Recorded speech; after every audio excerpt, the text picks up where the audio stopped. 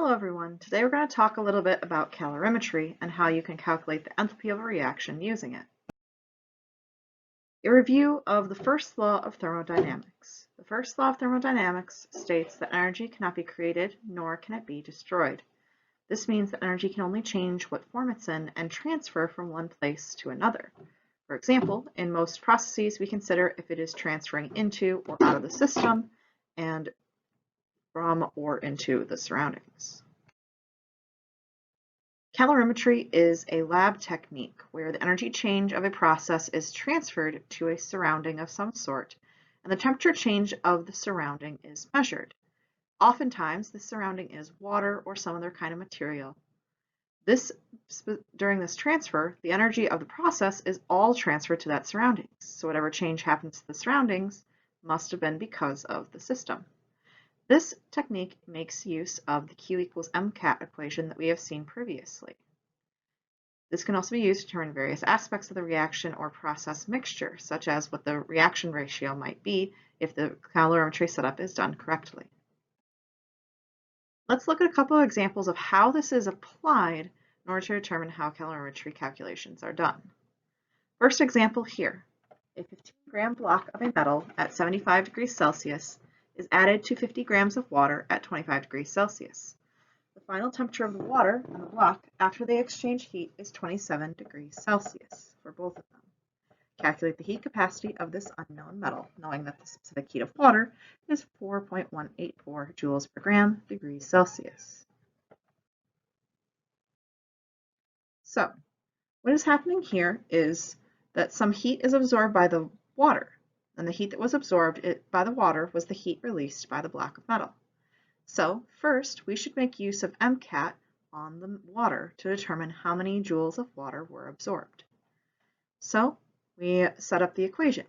There were 50 grams of water, so we will plug that in for M. C is the specific heat, which for water is 4.184 joules per gram degrees Celsius. The temperature change that occurs for the water is 2 degrees because it goes from 25 up to 27. When the math here is simplified, there are 418 joules that were absorbed. This means that 418 joules were released by the metal. So we can do a similar MCAT calculation on the metal now that we know the heat, its mass, and the temperature change that the metal undergoes, leaving only its specific heat unknown. So, a reminder, according to the first law, 418 joules had to be released by the metal. So if we set up a second MCAT equation and solve it for the specific heat, we get that 418 joules were released, and we are going to divide that by the product of the mass and the temperature change. The mass of the metal block was 15 grams, and the temperature change was that the metal block went from 75 degrees Celsius down to 27 degrees. You'll notice this is a negative temperature change, but the negative sign of the heat that was released will cancel out with this to leave us a positive number when we calculate the specific heat. And so the specific heat for this unknown metal is 0.581 joules per gram degrees Celsius.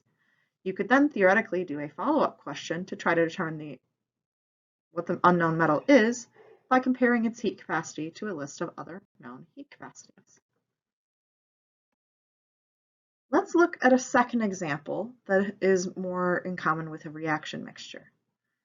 50 grams of 1 molar hydrochloric acid is combined with 50 milliliters of 1 molar sodium hydroxide in a highlight exothermic neutralization reaction. Both these mixtures were originally at 25 degrees Celsius, and the final temperature of the combined reaction vessel was measured to be 31.90 degrees Celsius. Determine the enthalpy of reaction for this reaction. Please note the specific heat capacities for the two solutions are basically identical to that of water, as are their densities, so we will be using this information to help us with this calculation. This calculation will have a few more steps.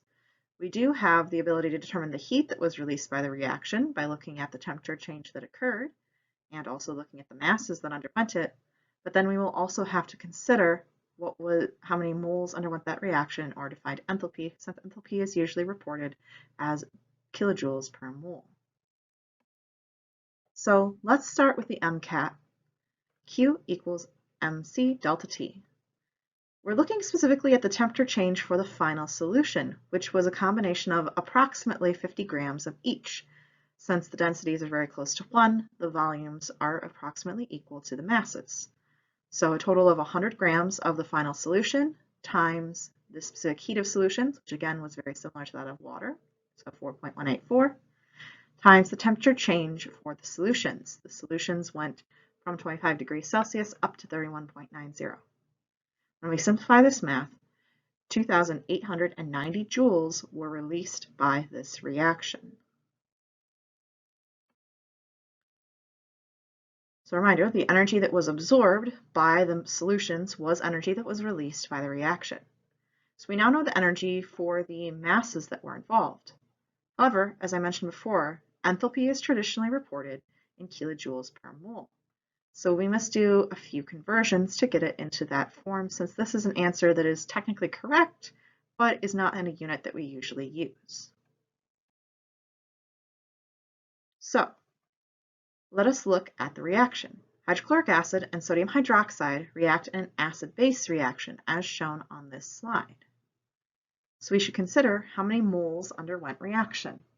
Since it was the same volume and molarity for each of the solutions involved, we just need to find the number of moles for one of the two, since they do have a 1-to-1 ratio as well. So the number of moles that reacted will be equal to the molarity times the volume. So 1 molar times 0.05 liters is equal to 0.05 moles of hydrochloric acid or sodium hydroxide, whichever of the two you chose to use. We now know how many moles of reaction took place, 0.05 moles of reaction. So if I want to find the enthalpy of a reaction, I just have to set up a ratio and simplify it. We want an kilojoules per mole. Right now we have joules and we have a mole. So we will have to divide the two, as shown on the final line of this slide. We have the heat of the reaction divided by the moles of the reaction will give us the enthalpy in the units that we desire. So 2,890 joules were released. It will be negative since this is released, divided by the 0.5 moles that caused that change. We can then change the joules to kilojoules by moving the decimal place 3 times to the left, so that we have negative 0.289 kilojoules per 0.05 moles of reaction. Then, if we simplify this so that there is no longer a number in the denominator and it has been distributed, we get that the enthalpy of this reaction is negative 57.8 kilojoules per mole. You will have a few different opportunities to practice calorimetry skills in slightly different ways. Our first one will be the PopCan Calorimetry Lab, which will have more in common like the first example. What your goal will be in this lab is to determine the amount of energy that is released when a marshmallow burns, using the information of the temperature change that occurs to water that is in a pop can.